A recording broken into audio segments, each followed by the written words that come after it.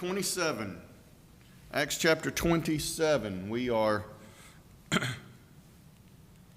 have the outline on the screen. It's difficult to decide where to start this morning. I think I want to go back and just read a little bit up until up to the location where I will start actually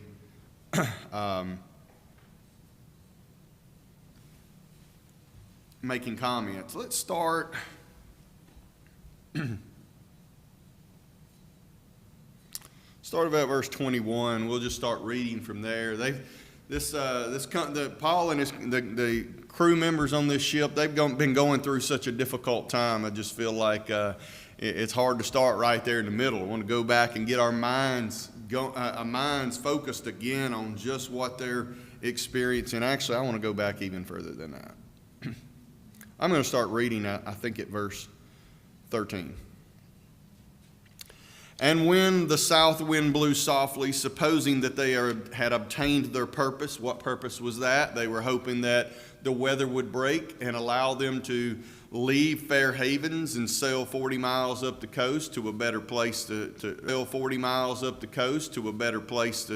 a better port. And so thinking or supposing that they had obtained their purpose, losing thence, they sailed close by Crete. But not long after there arose against it a tempestuous storm called Euroclydon. I'm reading from the King James Version. And when the ship was caught and could not bear up into the wind, we let her drive. And running under a certain island, which is called Cordova, we had much work to come by the boat, which when they had taken up, they used helps undergirding the ship, and fearing lest they should fall into the quicksands, strake sail, and were so driven. And we being exceedingly tossed with the tempest, the next day they lightened the ship. And the third day we cast out with our own hands the tackling of the ship. And when neither the sun nor stars in many days appeared, and no small tempest lay on us, all hope that we should be saved was then taken away. But after long abstinence, Paul stood forth in the midst of them and said, Sirs, you should have hearkened to me, and not have loosed from Crete, and to have gained this harm and loss. And now I exhort you to be of good cheer, for there shall be no loss of any man's life among you, but of the ship. For there stood by me this night the angel of God, whose I am and whom I serve, saying, Fear not, Paul, thou must be brought before Caesar, and lo, God hath given them all them that sail with thee. Wherefore, sirs, be of good cheer, for I believe God that it shall be even as it was told me. Howbeit we must be cast upon a certain island. But when the 14th night was come, and we were driven up and down the Adria, and about midnight the shipmen deemed that we drew near to some country, and sounded in it, and found it 20 fathoms. And when they had gone a little further, they sounded again, and found it 15 fathoms. Then fearing lest we should have fallen upon the rocks, they cast 4 anchors out of the stern and wished for the day. And as the shipmen were about to flee out of the ship, when they had let down the boat into the sea, under color, as though they would have cast anchors out of the foreship, Paul said to the centurion and soldiers, Except you abide in the ship, you cannot be saved. Then the soldiers cut off the ropes of the boat and let her fall off. And while the day was coming on, Paul besought them all to take meat, saying, This day is the 14th day that you have tarried and continued fasting, having taken nothing. Wherefore I pray you take some meat, for this is for your health, and there shall not a hair fall from the head of any of you. And when he had thus spoken, he took bread and gave thanks to God in the presence of them all, and when he had broken it, he began to eat. And they were all of good cheer, and they also took some meat. And we were in the ship 216 souls. And when they had eaten enough, they lightened the ship and cast out the wheat into the sea. I think this brings us about to where we can begin making comments. From Fair Havens to Malta, Paul's words that they would be shipwrecked will be fulfilled now. Verse number 39, and when it was day, they knew not the land, but they discovered a certain creek with a shore, into which they were minded, if it were possible, to thrust in the ship. In other words, when daylight come, the sailors, they didn't recognize the land. However, they did see a creek in which they were going to guide the ship into somewhat of a sheltered place. And verse 40, and when they had taken up the anchors, they committed themselves into the sea and loosed the rudder bands and hoisted up the mainsail to the wind and made toward shore. And falling into the place where the two seas met, they ran the ship aground, and the forepart stuck fast and remained unmovable, but the hinder part was broken with the violence of the waves. Bob Winton paraphrases this here. He says, they raised the anchors, in other words, or cut them free, according to the margin. And he says, ancient ships of that time had two rudders, each one attached to a long pole, and one on each side of the ship at the stern. These poles were tied together during the storm so as to hold the ship on a straight course. The bands of these rudder paddles were now loosed, and the mainsail was raised. But as they made their way toward land, they came to a place, it says in the text, that where two seas met. In other words, it was two strong currents. We've seen them previous maps I've shown that these currents, of course, Matthew Fontaine Murray is noted as the man who discovered the paths of the sea. There's these currents going all throughout the sea, and this apparently was a place where two strong currents came together, and it had piled up sand or rocks there under the water, which the sailors couldn't see. And as they were making way then for that creek, well, the ground was shallow in that area, and so therefore the ship ran aground, and the heavy seas began to damage the ship.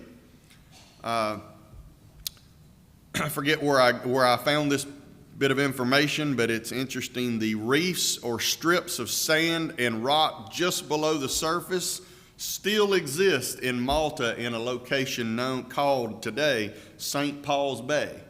And you can still apparently go and find this little inlet of water and this same where these two currents come together and this shallow ground is.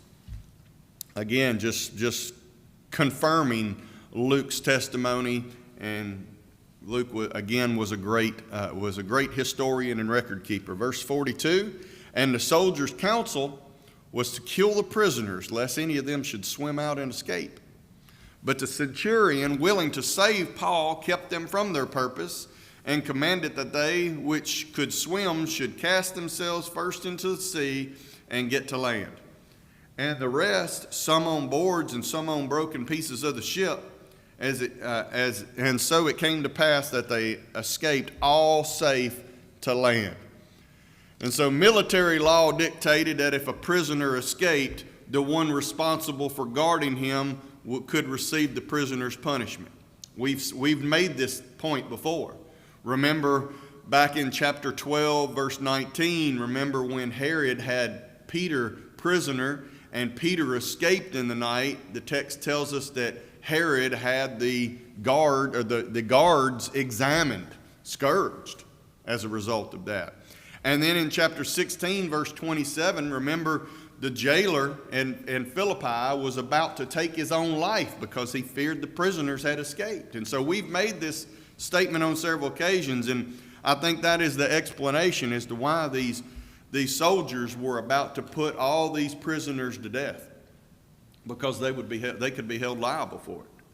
If all the prisoners were men like Paul, then there wouldn't have been any need to worry, but it was most probable that the majority, if not all but Paul, of these prisoners were convicted criminals of various sorts, probably even including murderers and the worst people you can imagine. The fact that an uncondemned man would be listed among prisoners and have to go through an ordeal like Paul has gone through, and then possibly be even killed among the prisoners for fear of escape, I think that's a good example as to why few people appealed to Caesar. You know, we mentioned that anyone had the right. As a Roman citizen, everyone had that right, but you got to understand that if you appeal to Caesar, your life is no longer in your hands. You're going to get to Caesar on Rome's time and in Rome's way. You're out of control. And so that's obviously why that didn't happen very often. But Paul didn't have to worry, did he? Because someone else was in control, greater than the Romans, and he knew that. God providentially worked through the centurion here to save Paul. There's no indication that the centurion was concerned with any of the other prisoners. The text just tells us for the sake of Paul, he spared him. And just as Paul had promised, everyone on board survived and the ship was lost. Now, I'm sure when Paul made that prediction, it sounded rather humorous. And statistically, seems impossible. You lost this many miles out to sea in this terrible storm. How in the world are we going to lose the ship, but everyone be saved? And that's exactly what happened. When God makes a promise, not one word of it will fail. That brings us to the end of chapter 27. Now, we covered a lot of verses today that we commented on last week. Maybe someone missed last week and you have a comment, question, or something about something that we just brushed over this morning, feel free to ask if you would like. Any questions on chapter number 27? Yes, Brother Greg. Why do you think so much detail is given about this journey and all this nautical extreme detail of the circumstances? I mean, it's unusual for the Bible to go into that much detail about this type of event. What do you think is recorded? And it takes up an entire chapter or more. Right. Why do you think it's there? I have a couple of thoughts on that. One, I think Luke's purpose is to not only show how Paul got to Rome, but also how I believe Satan was in the back trying to hinder Paul from coming. I mentioned this, that Paul had mentioned in his letter to the Thessalonians that he had desired to come into them, but Satan had hindered him. If Satan was willing to hinder Paul from getting to the Thessalonians to be an encouragement to them, surely he would have wanted to keep Paul from getting to Rome, and with all the potential good that Paul could do in a place like Rome. And so I think his purposes included recording how Paul got to Rome and also how Satan tried to prevent Paul from getting to Rome, and how through the providence of God was able to overpower the devil's schemes. But I also think that this was probably at the time that Luke wrote this was all very fresh on Luke's mind. Luke was there. Luke was on board the ship. He was with Paul. I mean, we're still in the so-called we sections here. We keep hearing Luke keeps using the pronouns us and we. He was there. I don't know how a person could go through 14 days in a storm, lost at sea, without anything to eat, cold, hungry, rain, and all that, and it not be a life-changing experience. I believe at the time that Luke sat down and wrote this, all these memories came back. I don't think it was long after these events I think it was in the 2 years. It's probably close to the end of the 2 years that Luke wrote this. At the end of the next chapter, we learn that Paul was on house arrest there in Rome, was able to receive visitors for 2 whole years. He was there. And so, but then Luke doesn't tell us what happened to Paul after that. And I believe that Paul, from other comments we've made in the previous weeks in our Wednesday night class, I believe Paul made another journey after that. But Luke doesn't tell us. So that would indicate that Luke sat down and wrote this somewhere around about 2 years after it happened. And I believe after when he got down and started writing about that, all those memories just flooded back. And boy, he had some good memory. Of course, he had the help of the Holy Spirit as well, but I imagine a lot of this was straight from Luke's memory of these instances. That's my thoughts. You have anything to add? Anything maybe you're thinking on? Interested, definitely a very detailed account. And it doesn't seem to be Luke's purpose in this particular part of the narrative to focus on conversions and the gospel going forth. Because I'm sure, knowing Paul, the type of man that he was, I'm sure that he had discussions on board the ship with people about God and about their soul. And when they got to this island they're going to land on, the text doesn't say one word about Paul converting anybody. I'm sure that he, just knowing the type of person that Paul was, I don't think he quit. I think he kept doing what, it just doesn't seem to be Luke's purpose in this particular part of the narrative of the book. But anyway, I digress. Let's get back to chapter number 28 now. Chapter number 28.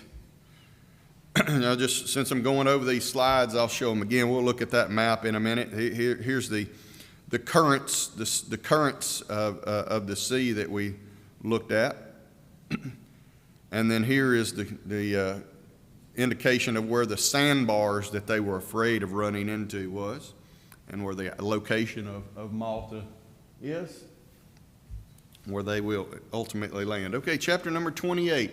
Chapter overview. In this chapter, the shipwreck finally happens. The crew finally catches a break, though. They find some help on the island, and they actually winter there for 3 months. Come spring, they resume their journey to Rome without further incident.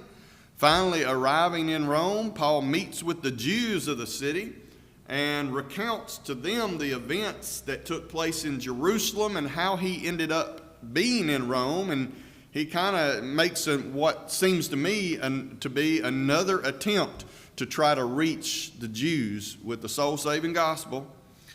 And then he does end up with some mixed results. Some of them believe, others do not.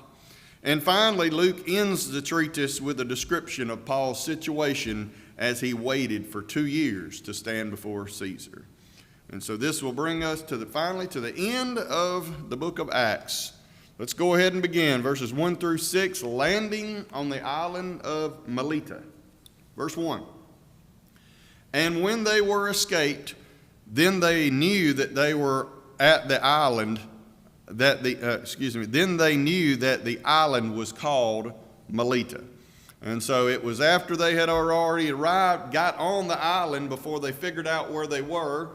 Luke doesn't tell us how. I would suppose probably by the islanders that they're going to meet here in just a moment. That was one of the first questions they asked, where are we? The island was, according to the King James, Melita. Some versions have it Melitine, an alternate spelling, which is a transliteration of the name the actual Romans called it. If we were actually looking at the Greek text here, Melita is the actual English transliteration of the word that appears there. The New King James and several other versions have Malta. Malta is the name of the island today, and it has been called Malta for many, many years now.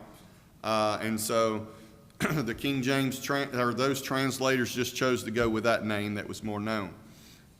Malta is a small island. It is about 18 miles long by 8 miles wide, and it is 58 miles south of Sicily.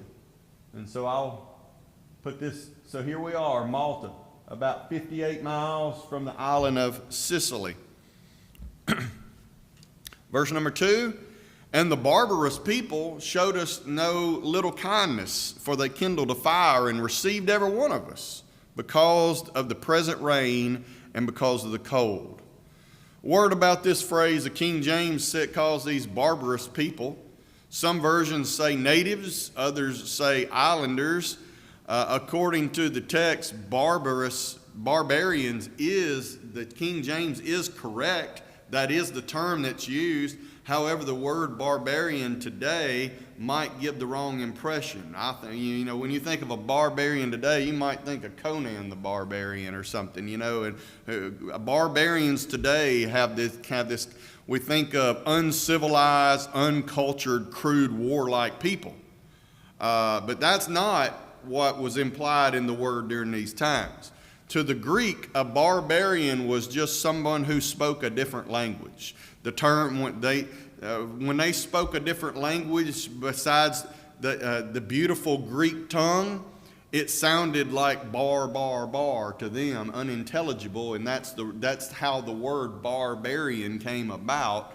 Is apparently someone says these people just sound like bar, bar, bar with what they're saying, and so that was the origin of the word barbarian. However, the truth of the matter was Malta, this civilization on this island of Malta, was a highly civilized society and part of the Roman Empire and the Roman province of Sicily. These people showed them great kindness. The Greek word translated kindness here is philanthropia, from which we get our English word philanthropy, which literally means love of mankind. And so after 2 weeks of being tossed to and fro upon this ship, it must have been nice, number one, to put your feet on firm ground. I can imagine there's several movies I watched as a kid when someone would be out at sea and they would land. The first thing they would do is they would run, they'd just start kissing the ground. I imagine if I had been on this ship, I would have been kissing the ground when we got to this island. However, the text tells us it's still raining. And it's still cold. One commentator said that this particular time of year, 50-degree weather would be expected. So it's raining, they're wet, they're cold, but at least these islanders show them some kindness and build them apparently a bonfire. You think about it, it's 276 people.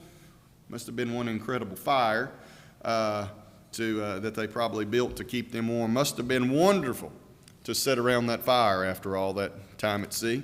Verse number 3, and when Paul had gathered a bundle of sticks and laid them on the fire, there came a viper out of the heat and fastened on his hand.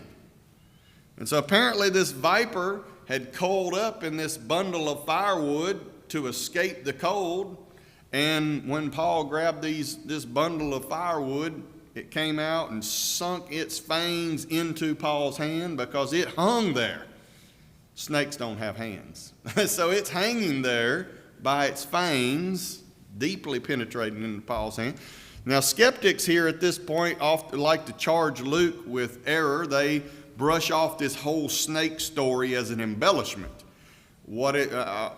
By what logic do they just pass this off? Well, they say there are no poisonous snakes on the island of Malta. And the only trees that grow there is in one place on the island far away from the location where this crew landed. But here's what they overlook, and that is that Malta is now one of the most densely populated spots on earth, 3,000 people per square mile. Certainly sufficient enough population to explain the disappearance of a habitat and any creatures that might have existed as a result of that habitat. And so, again, these people they're looking. Skeptics are looking for things to criticize. And verse number 4, and when the barbarians saw the venomous beast hang on his hand, venomous is there in italics, but the word in the King James Version, but the word beast there is a venomous creature, and so they're just certainly justified in their adding of the italicized word. The barbarians saw the venomous beast hang on his hand, and they said to themselves, no doubt this man is a murderer, whom though he hath escaped the sea, yet vengeance suffereth not to live. So since Paul had incredibly survived this terrible storm, they likely had been sitting around this fire telling these people, we've been out there for 14 days, you just wouldn't believe it. And after all this incredible journey, and then this man gets bit by this venomous snake, these superstitious pagan idolaters assumed, well, this man, he must have committed some terrible atrocity. And the gods were trying to kill him in the storms of the sea, and he luckily lived through that, but they will not suffer this man to live. And so now he's been bitten by this snake. The word translated vengeance, justice in other versions, is the Greek word dike, which is also the name of a Greek goddess, the Greek goddess of justice. And so the islanders were probably suggesting that it was this goddess of justice who was enacting vengeance upon Paul. One version, in fact, the New English translation, has the verse 4 translated this way: "No doubt this man is a murderer, although he has escaped from the sea, justice herself has not allowed him to live." And so the way they translate that, it clearly, they see it as clearly implying that this goddess is the one enacting vengeance upon Paul. I think that's likely the right understanding there. Verse 5 and 6, "And he shook off the beast into the fire and felt no harm. Howbeit they looked when he should have swollen or fallen down suddenly, but after they had looked a great while, they saw no harm come to him. They changed their minds and said that he was a god." And so one who's been bit by a venomous snake, especially in those days, would likely, swelling would take place first, and eventually after a sufficient amount of time, person would just fall dead. But that didn't happen to Paul. I think this is a direct fulfillment of Mark chapter 16, verse 17 and 18, which says, "And these signs shall follow them that believe. In my name they shall cast out devils, they shall speak with new tongues, they shall take up serpents, and if they drink any deadly thing, it shall not hurt them. They shall lay hands on the sick, and they shall recover." To my knowledge, this is the only place in Scripture where we read of anyone having an incident with a snake and being bitten, living through it. I think this is a direct fulfillment of that particular verse there in Mark. This certainly qualifies as one of the signs of the apostles. When Paul was writing to the Corinthians, 2 Corinthians 12:12, he said, "Truly the signs of an apostle were wrought among you in all patience, in signs and wonders and mighty deeds." I would put this down as one of those signs of an apostle, getting bit by a poisonous snake and surviving. Now, Paul did not intend to be bitten by the snake, and so there is no indication from this that this is no precedent or authority for snake handling in religious services. You know, there are certain religious groups that practice snake handling, and they take poisonous snakes and they take a little at a time, and they build up an immunity to it, is actually how they do it. But at any rate, the passage back in Mark that I read a moment ago, it does not provide precedent or authority for snake handling, and neither does this incident here. Paul didn't have any idea he was about to be bitten by a snake. It was an accident. McGarvey called this scene here called this scene Lystra reversed. And think about it. In Lystra, back in Acts chapter 14, they thought Paul and Barnabas were gods, remember? Or was it Paul and Silas, or was it Paul and Barnabas? I think it's Paul and Barnabas. They thought that they were gods, but then when they found out that they weren't, they stoned them as a criminal. But here, they considered Paul to be a criminal to begin with, but then when he didn't die, they considered him to be a god. So it is, as McGarvey says, Lystra reversed. All right, verses 7 through 10, they outline Paul, in this section, Paul heals the father of Publius. Verse 7, "In the same quarters were possessions of the chief man of the island, whose name was Publius, who received us and lodged us 3 days courteously. And it came to pass that the father of Publius lay sick of a fever and of a bloody flux, to whom Paul entered in and prayed and laid his hands on him and healed him." I think this might be another instance where we could point out the providence of God, God working behind the scenes, the fact that the very spot where Paul and the rest of the crew washed up on shore just happened to be near the estate of the most important man on Malta. This man named Publius. Publius gave room and board to us. Notice that plural pronoun again, indicating Luke is among them. Who is the us specifically here? Could be the 276 people, but he'd had to have an awful big house for that. I think most likely it would have been Paul, Luke, Aristarchus, and perhaps Julius and the owner of the ship, the the more notable. Why would Paul and his friends be included with that? Well, it kind of makes sense that he would be treated special after he's been bitten by a viper and survived it, and everybody thinks he's a god, right? And so I think Paul's associates, the captain of the ship, and the captain of the Roman soldiers there are probably the ones here. And it came to pass after 3 days, I'm assuming from the wording of this that it was after 3 days that Paul learned of Publius's father's condition, that he had, the New American Standard says, recurrent fevers. And from my brief look at the original word, I believe that is fair to the text, that this wasn't just a fever that he had. He was having recurrent fevers. And a bloody flux. The Greek word translated flux, bloody flux here, is dysentery. Sounds like a word you've heard, from which we get our English word dysentery. And so here is an example of Luke, the beloved physician, using a medical term.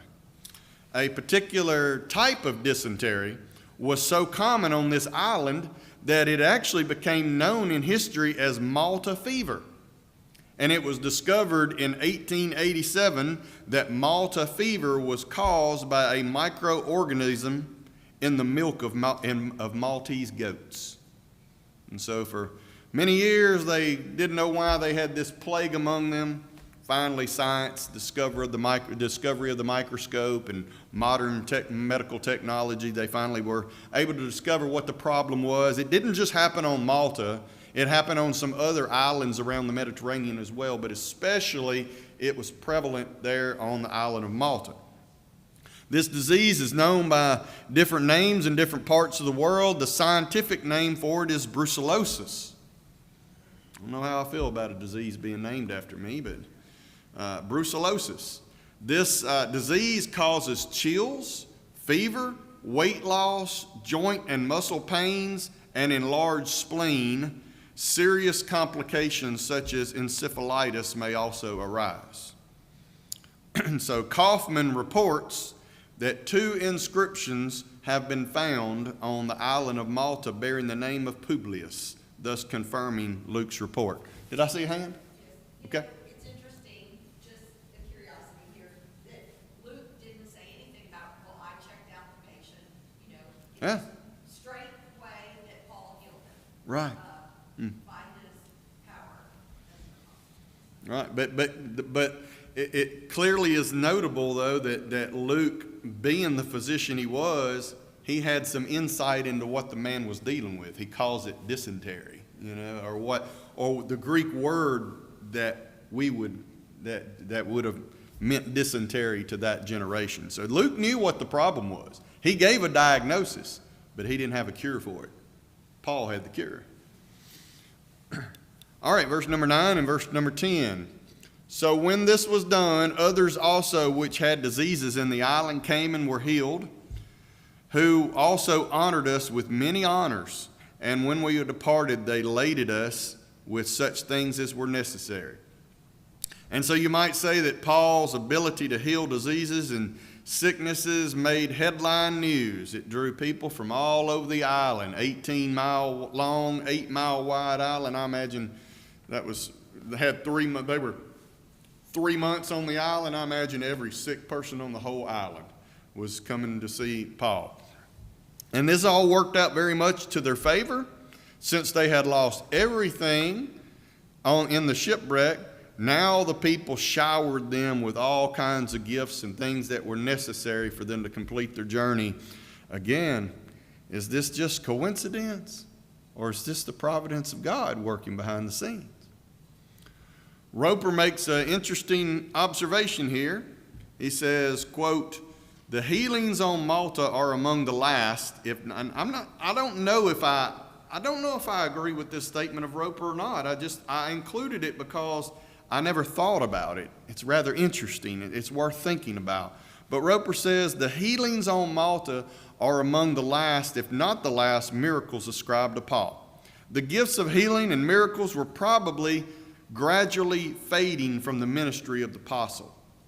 God had performed extraordinary miracles through the hands of Paul in Ephesus, chapter 19, verse 11, as well as healing numerous people on the island of Malta. However, when Paul wrote from Roman imprisonment 2 years later, he noted that Epaphroditus had been sick to the point of death. Philippians 2:27. Later, he reported that he had left Trophimus sick at Miletus. 2 Timothy 4:20. I had not considered that. Perhaps that is true. The way I had approached that in my mind in the past, when I read statements like Epaphroditus was sick and that Trophimus was also sick, that just because Paul had the ability to heal people didn't mean he was going to use it in every case. He used it when God directed him to use it, when it was in the purpose of God. And I think that's true as well. But could Roper be onto something here, that this is an evidence of these miraculous powers starting to fade from existence? Possibly. Interesting thing to think about, in the least. Uninspired tradition says that Paul evangelized the island of Malta, and that when he left, the church met in the house of Publius. I would like to believe that that's true. Again, it's secular tradition, uninspired tradition, or not secular tradition, uninspired tradition, but I would like to believe that's true. All right, verse numbers 11 through 16, the journey to Rome continues. Verse 11, and after 3 months we departed in a ship of Alexandria, which had wintered in the isle, whose sign was Castor and Pollux. So from this verse, we know that they spent the entire winter in Malta, 3 months, the whole winter season, and they departed in the early spring. That would have probably been wintering November, December, and January. That means they probably sailed out in February.